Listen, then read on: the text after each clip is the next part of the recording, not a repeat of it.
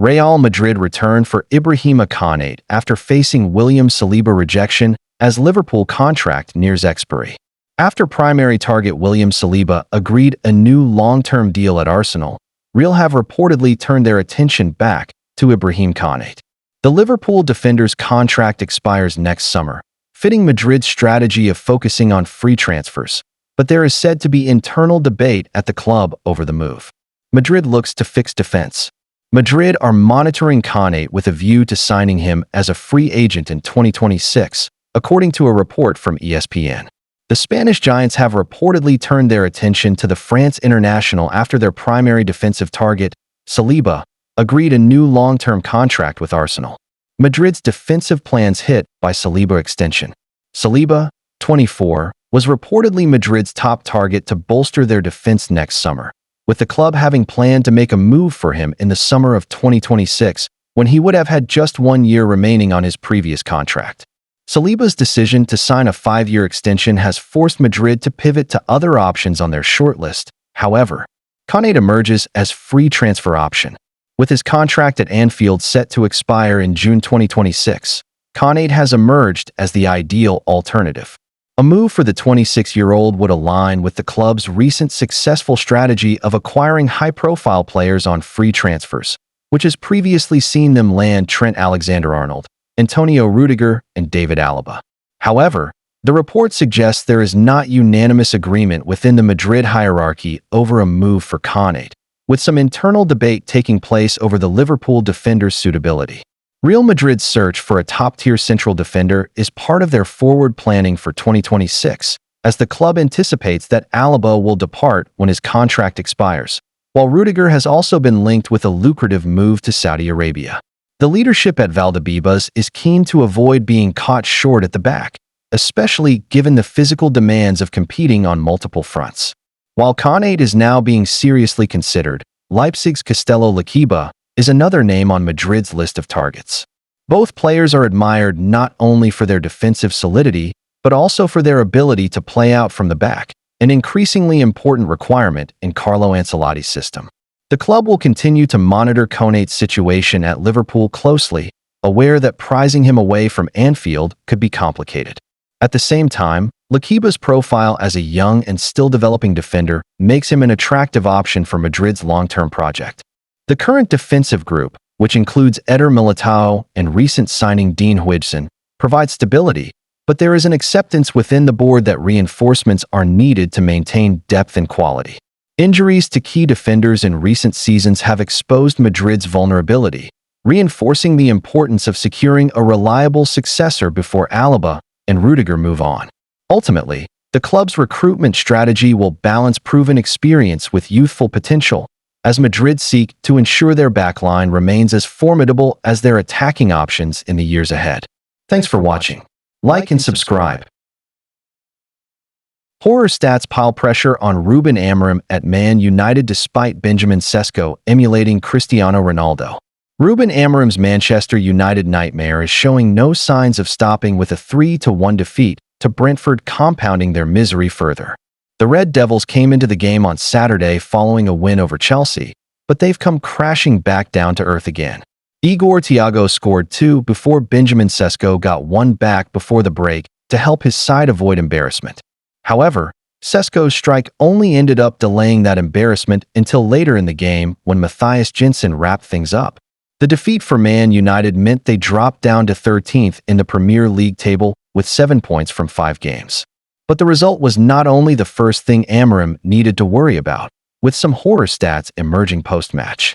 Since his first match in charge of United in November 2024, no team has conceded the first goal in more Premier League games. They have shockingly let in 21 opening goals in that time. On top of that, Man United still have not managed to win consecutive Premier League games under Amorim. The Portuguese boss has taken charge of 33 games in the top flight and has never won 2 in a row. In total, he's only won 9 of the 33 matches, losing 17 and drawing 7, with that record severely concerning. And it doesn't stop there for Amorim, who, with a loss in his 200th game as a manager, has now lost 3 more of his 33 Premier League clashes, 17, than he did in 167 Primera Liga matches, 14. Finding a positive. Amorim may be more focused on the doubts over his future as Man United manager, considering those worrying stats. However, he may find one positive in Sesko getting his first goal for the club after his £74 million summer move. The striker was more involved in the action after a slow start at the club, having 6 shots with 4 on target in total. All 4 of those shots on target came in the first half, and that actually saw him emulate an icon. Sesko became the first Man United player to have 4 or more shots on target in the first half of a league match since Cristiano Ronaldo. Ronaldo managed the feat against West Ham in 2021, so that is a promising sign for the 22-year-old. What has Amorim said? Under pressure, Man United boss Amorim said to TNT Sports post-match, "Of course, we want to win. We didn't control the game. We played the game of Brentford. First balls, second balls, set pieces. All the crucial moments were against us. Tough to lose again, but we need to think about the next one." He added, "The first goal was a long ball. We worked on that in the week, and on set pieces. We knew the long balls, and one touch they had the opportunity. We need to do better. We didn't play our game. We only had control for some moments. But it was more or less all the same. We need to play our games, not the opponents. But they were stronger on that." On the pressure, Amorim continued, "It is always the same to lose at this club. It hurts a lot. We need to think about the next one." Thanks for watching. Like and subscribe. Marc Guéhi's feelings on failed Liverpool move confirmed by Crystal Palace boss. Marc Guéhi was set to join Liverpool on transfer deadline day, but Crystal Palace pulled the plug at the last minute after failing to find a replacement for the central defender.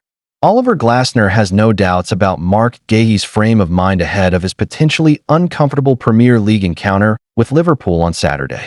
Indeed, he's baffled as to why the England international's professionalism has been so widely commended following the transfer saga, given the centre-half simply fulfilled his contractual obligations. Arne Slot's Reds agreed a deadline day arrangement with Crystal Palace, only for Eagles chairman Steve Parish to abandon the deal at the final moment. During his Friday press conference, Glasner remarked, "I have no concerns at all.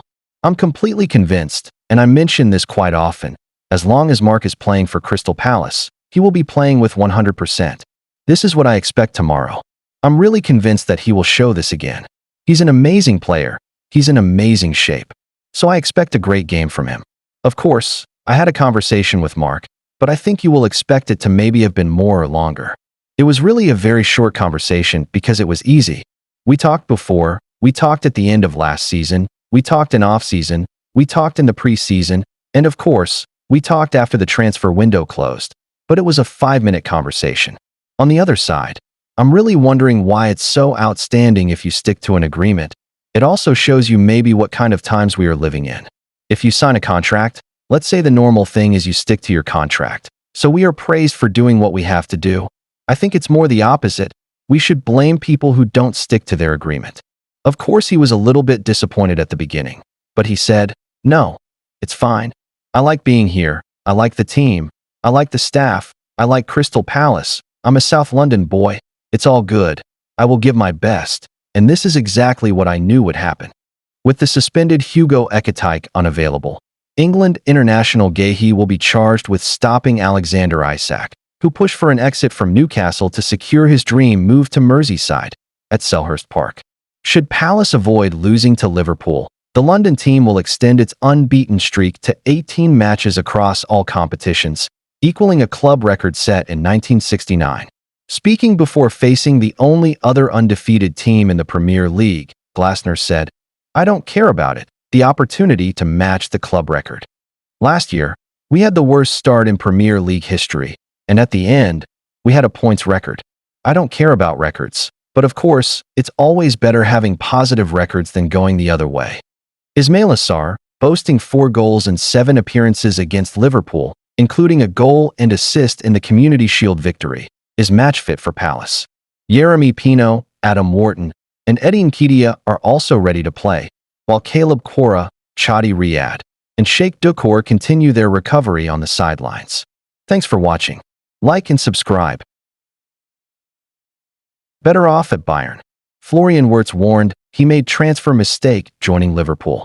Florian Wirtz has been told he would have been better off joining Bayern Munich instead of Liverpool in the summer.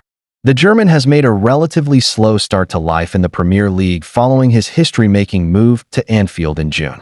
He joined the Reds in a deal worth £116 million, which made him the most expensive player in English top-flight history until Alexander Isak's transfer broke the record again on deadline day. Wirtz was, and still is, one of the most highly rated young stars in world football, and because of that, there was huge interest in him. The 22-year-old was pursued by Liverpool, Bayern and Manchester City in the summer window, with City later pulling out of the race. It left the Reds battling the German giants for his signature, and the Germany international chose the move to England over staying in the Bundesliga. Wirtz's father has since revealed that it was Arne Slot's approach to the game that helped to convince his son to choose Anfield. He did so despite having conversations with Bayern chiefs Karl-Heinz Rummenigge and Uli Hoeneß about a potential transfer. And now, a few weeks into the new season, Rummenigge has questioned Wirtz's decision to turn down the club after talks. What did Rummenigge say? The 70-year-old told German outlet Bild that he believes Wirtz chose the wrong club over the summer. Bayern also missed out on Nick Woltemade, who joined Newcastle instead, with Rummenigge discussing both failed deals. I have to say honestly, in the case of Florian Wirtz, it still hurts, he admitted, because I believe the player would have been better off at Bayern than at Liverpool. We could have signed Woltemade. But I also have to say, Bayern Munich are wise enough not to engage in every kind of financial madness. I've always said, we want to achieve sporting success, but please, in a serious and financially sound way. We have a top team, this year as well. And when the 3 players who are currently injured come back soon, then we'll have a great team. Wirtz's stats this season so far. Rummenigge's comments are likely to relate to Wirtz's slow start when it comes to goals and assists for Liverpool. The £116 million midfielder has not had a hand in a goal in any of his 6 appearances in all competitions so far. In the Premier League, he's played 5 games and failed to get involved in a goal despite helping out creatively. Wirtz is also yet to play 90 minutes for Slot's side, being substituted off in every game but the Merseyside derby against Everton last weekend, in which he was benched from the off. It has led to some questions over his price tag and scrutiny of his performances early on in his Reds career. And the Bayern chief clearly believes that the German international wouldn't have had those issues if he had stayed in the Bundesliga. Advice from Jurgen Klopp. Former Liverpool manager Jurgen Klopp recently gave some advice to Wirtz about adapting to life in the Premier League. Klopp reminded him to stay cool, and that people will give him time to get used to his new team and league. However, Wirtz has now spoken out about not wanting to hear that all the time, despite it being good advice. He told Sky Sports Germany, who asked him whether it is difficult to stay cool when struggling. No, not for me. Yes, of course I would have liked to have scored a goal or collected a few points. But no matter what anyone says, I'm staying cool. I know what I'm capable of, and I also know that I'll really bring it to the pitch at some point. So I'm just staying cool. That's good advice. Wirtz added, yes, I hear it often. I don't want to hear it all the time. Give it time, give it time. Instead, I simply try to do better each time than before. And sometimes there are phases where things might not go well for you. I haven't had that very often in my career. Once I get through it, that's perhaps harsh, because I'm not playing badly, I just haven't gotten the points yet. It will come eventually, and then everything will be fine. Thanks for watching. Like and subscribe. Bryan Mbeumo reveals what Ruben Amorim is doing in training to lead Man United back to glory. Bryan Mbeumo returns to former club Brentford on Saturday, and he is convinced Manchester United boss Ruben Amorim has the right approach to make the team successful once again. Bryan Mbeumo says Ruben Amorim's intense training sessions and the demands he puts on his players can lead Manchester United back to the top.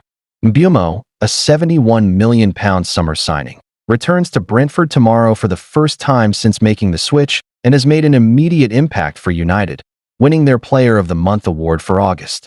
Cameroon international Mbeumo has scored twice for United, started every Premier League game, and is almost certain to be named in Amorim's starting lineup for the game against his former club, which sees Amorim aiming to win back-to-back Premier League games for the first time. Asked how he has found working with Amorim, compared to former boss Thomas Frank, Mbeumo said, "Really good. I've found some similarities between them. He always tries to do training in a fun way, and I think this is really important. To get some fun at football, because it makes life more enjoyable. A new manager is a challenge for me. The training sessions are intense. He wants us to do a lot, do big efforts, and that can only help us to be ready on the pitch. I like it. I think it's important to improve and get better each day I'm here, and that's what I always do. With time, the team can be better, and we're going to work really hard for that. We know we're in a difficult moment, but we just need to stick together. The United players, have welcomed me straight away. They're a big part of it. Changing city or club always needs a bit of time, but everyone helped me a lot. When I first arrive somewhere, I don't like to be loud or show myself a lot, but I can go with people well, and now that's what I've done. It's been great. It's a big club, everything about it, and I'm really happy. The teammates and staff and everyone at Carrington are lovely people, so you really want to come and work here every day. So it's really good. Bumo joined Brentford from French club Troyes in 2019 and admitted it took him time to adjust to the change of culture as well as the differences on the pitch in terms of the playing style. The culture is obviously different, so it was a big change, and the food as well, said Bumo. It's so different. The language as well, even though I could speak a little bit of English before, but especially the food. The porridge was different. I'd never had it before I came here. Do I have it every morning now? No. I would say League 2 is more tactical than the Championship, but the Championship is more physical and with intensity. And the same with England in general. In the Premier League, there are more intense games than in the French League. Thanks for watching. Don't forget to like and subscribe.